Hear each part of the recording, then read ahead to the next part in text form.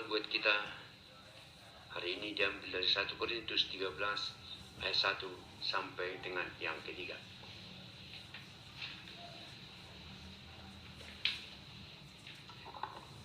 Kasih.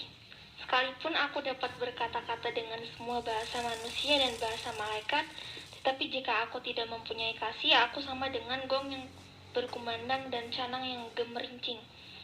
Sekalipun aku mempunyai karunia untuk bernubuat dan aku mengetahui segala rahasia dan memiliki seluruh pengetahuan, dan sekalipun aku memiliki iman yang sempurna untuk memindahkan gunung, tetapi jika aku tidak mempunyai kasih, aku sama sekali tidak berguna. Dan sekalipun aku membagi-bagikan segala sesuatu yang ada padaku, bahkan menyerahkan tubuhku untuk dibakar, tetapi jika aku tidak mempunyai kasih, sedikit pun tidak ada faedahnya bagiku. Demikianlah firman Tuhan. Tema hari ini buat kita adalah dipanggil untuk mengasihi. Dalam kita mendengar nats kita yang tadi, maka ketiga ayat itu semua mengedepankan kata kasih dengan pokok kata yang pertama, jika aku tidak mempunyai kasih, sama dengan gong yang berkumandang dan canang yang gemerincing. Yang kedua, jika aku tidak mempunyai kasih, aku sama sekali tidak berguna. Yang ketiga, jika aku tidak mempunyai kasih, sedikit pun tidak ada bedanya bagiku. Yesus dalam pengajarannya atas pertanyaan seseorang kepada Yesus waktu itu, dia bertanya, hukum manakah yang paling utama? Lalu Yesus menjawab, kasih. Kasihilah Tuhan Allahmu dengan segenap hatimu, dengan segenap jiwamu, dan dengan segenap kekuatanmu, dan dengan segenap akal budimu, dan kasihilah sesamamu manusia seperti dirimu sendiri. Lukas 10 ayatnya yang ke-27. Yesus menjelaskan hukum yang utama dan yang pertama adalah kasihilah Tuhan Allahmu. Dan hukum kedua yang sama dengan itu adalah kasihilah sesama manusia. Hukum yang dua ini adalah rangkuman daripada seluruh hukum Taurat dan kitab para nabi, sebagaimana yang kita dengarkan di atas tadi. Kepada kita sudah diberitakan bahwa ada 3 macam kasih. Yang pertama, kasih eros, yaitu kasih yang didasari dengan hawa nafsu. Yang kedua, kasih filio, yaitu kasih manusia secara alamiah. Sedangkan yang ketiga adalah kasih agape, kasih yang berdasarkan anugerah Tuhan semata.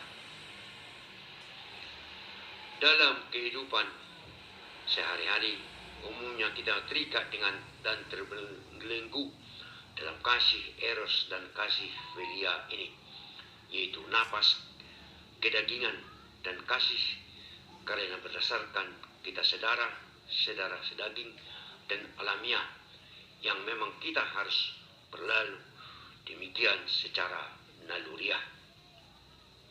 Dalam nats ini kita dituntut untuk melakukan dan menjalankan kasih agape, yaitu kasih yang berdasarkan anugerah Tuhan yang seringkali sangat sulit diterima akal manusia, karena di sana yang dipertaruhkan adalah iman, yaitu iman percaya kita. Perhatikanlah apa yang ditulis di dalam Matius 5 ayat 40 dan Lukas 6 ayatnya yang ke-29 yang mengatakan, dan kepada orang yang hendak mengadukan engkau karena mengingini bajumu, serahkan jugalah jubahmu. Dan yang kedua, barang siapa menampar pipimu yang satu, berikan juga kepadanya pipimu yang lain. Dan barang siapa yang mengambil jubahmu, biarkan juga ia mengambil bajumu. Jika kita mengartikan kata-kata di atas dalam kehidupan kita sehari-hari, maka berbagai penafsiran kita dapat tafsirkan, misalnya sebagai berikut. Yang pertama, kita menafsirkan bodoh amat orang ini, dibodoh-bodohin orang, bahwa lawan itu adalah karena itu pemerasan, karena dia meminta baju itu. Yang kedua, orang yang meminta itu juga lebih kuat dari si korban, makanya dia dikasih karena yang diminta itu, yang dimintakan itu adalah seorang penakut. Jadi berbagai macam kita tafsirkan. Tetapi jika kita melihat dari kacamata iman percaya, itulah teladan yang diwariskan oleh Yesus Kristus kepada kita. Pesannya yaitu, janganlah engkau dan saya juga, dan kita jangan terbelenggu dengan kenikmatan dan kesombongan duniawi. Itulah yang diajarkan dan diwariskan oleh Yesus dalam pengajarannya kepada kita. Sebab hukum Taurat diberikan oleh Musa, tetapi kasih karunia dan kebenaran datang dari Yesus Kristus. Yohanes 1 ayatnya yang ke-17. Jemaat yang dikasihi oleh Tuhan kita Yesus Kristus, Anak Allah yang hidup. Begitu besarnya kasihnya Tuhan Yesus kepada kita, sehingga penebusannya atas dosa kita, supaya kita menjadi anak-anak terang, dan juga memberi jaminan sebagaimana yang ditulis di dalam Matius 28 ayatnya 20b yang mengatakan, dan ketahuilah, aku menyertai kamu senantiasa sampai kepada akhir zaman. Kata-kata ini bukan sekedar kata-kata mutiara pepesan kosong, namun suatu janji yang dimateraikan dengan darahnya sendiri dari Yesus Kristus sendiri. Terpujilah Yesus Kristus Tuhan kita. Jemaat yang dikasihi oleh Tuhan kita Yesus Kristus, martir Kristen pertama adalah Stefanus. Ia dilempari batu sampai mati karena kesetiaannya kepada Yesus Kristus. Namun seorang pemuda bernama Saulus menyetujui pembunuhannya itu. Kisah Para Rasul 8 ayatnya yang pertama.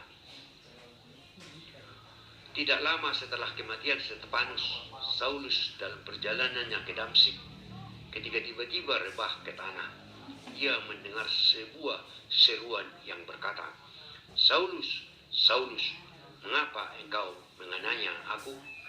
Kisah Para Rasul 9 ayatnya yang keempat. Saulus mungkin berkata dan bertanya saat itu, siapakah engkau? Aku tidak menganiaya engkau. Aku menganiaya Stefanus, bukan engkau. Tetapi suara itu berkata, akulah Yesus yang kau aniaya itu. Akulah Yesus yang kau aniaya itu.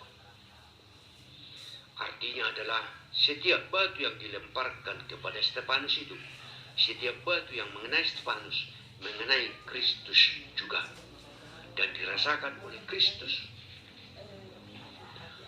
Maka Tuhan Yesus Kristus tahu ketika kita sedang sakit, ketika kita sedang lelah, ketika kita menderita, dia juga merasakan kepedihan kita itu.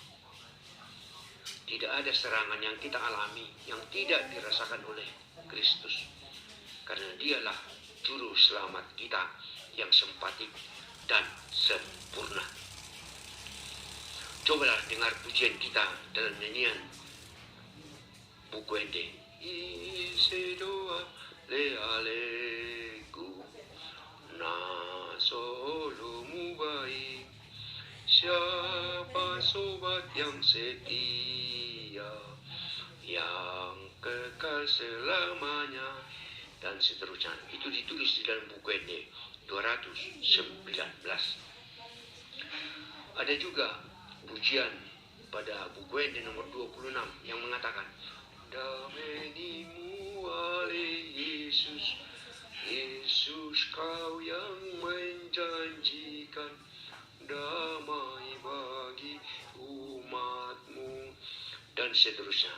Itulah dekatnya Tuhan Yesus itu kepada diri kita masing-masing. Dia adalah teman yang sejati, seperti mengasihi dirinya sendiri, diri kita sendiri. Itulah Tuhan kita Yesus Kristus yang telah menjadikan kita menjadi anak-anak terang.